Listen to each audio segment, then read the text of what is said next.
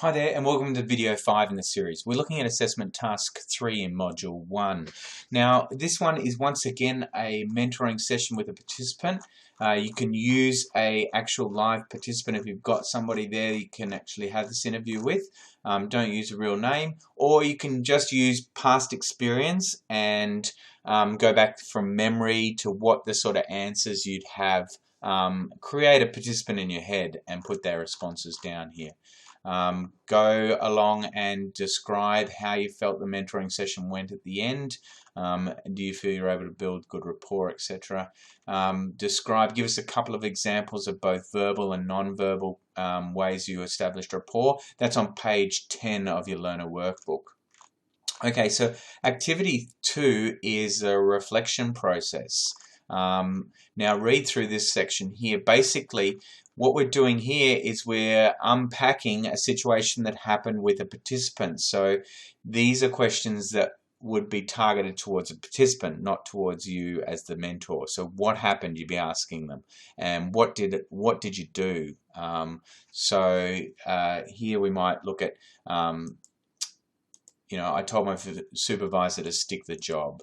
I didn't want to work where there was no teamwork. So maybe we use a case study of Sally, who was working in an office building, and she felt like she got all the hard jobs and no one else did any of these boring filing jobs. They all talked on the phone and talked amongst themselves and to customers while she was busy doing all the boring filing and cleaning the storeroom and stuff like that. So she's just told the supervisor, stick your job, I'm out of here.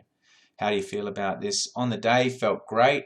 I had to stick up for myself. I was sick of being bossed around. Now though, I feel a bit sad because I kind of enjoyed some of the work. So it's just showing the difference between the impulsive feelings on the day to actually what you feel afterwards when you've had some time to cool down and calm down.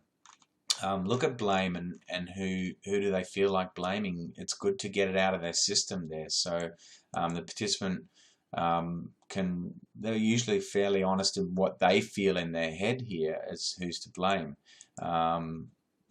It's unusual that they might come up with at this early stage that they could have communicated their feelings earlier instead of just quitting, but that's something that you would want to prompt them to start thinking about.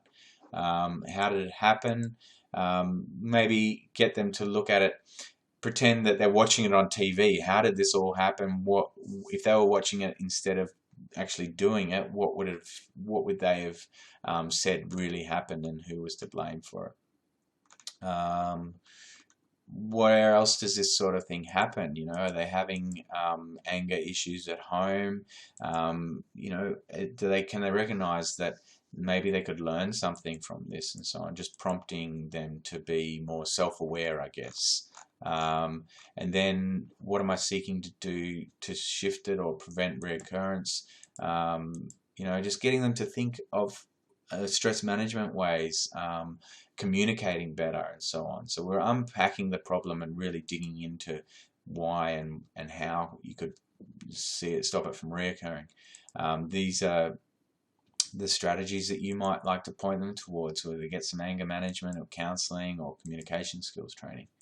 How will they know? They need to be able to pinpoint that the behaviours that they need to keep control of. So this is just being aware of that sort of stuff. Okay, so that's it